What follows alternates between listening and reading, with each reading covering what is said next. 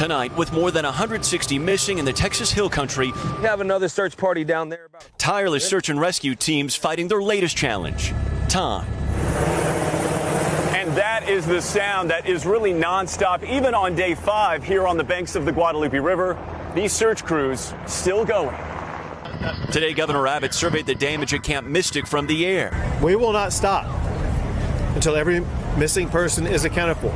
The sheriff says 5 campers and 1 counselor are still unaccounted for, as we learn more about the young girls who lost their lives there. Blakely McCrory, Hadley Hanna, Lenny McCown, and Mary Stevens were all just 8 years old. This harrowing photo showing 1 cabin of girls, several now confirmed dead. When Kennedy returned to Camp Mystic on Sunday and took these pictures, a glimpse of what her 10-year-old daughter Lucy and her fellow campers went through.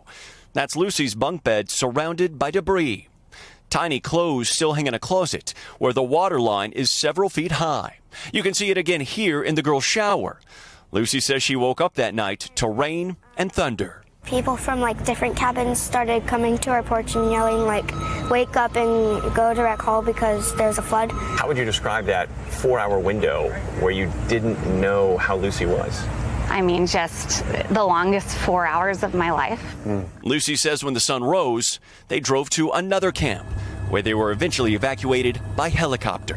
When I saw her, she was wrapped up in a blanket and had a teddy bear. So we just held each other tight, and I held her all night, and just so grateful to God. Morgan Chesky, NBC News, Kerrville, Texas. And the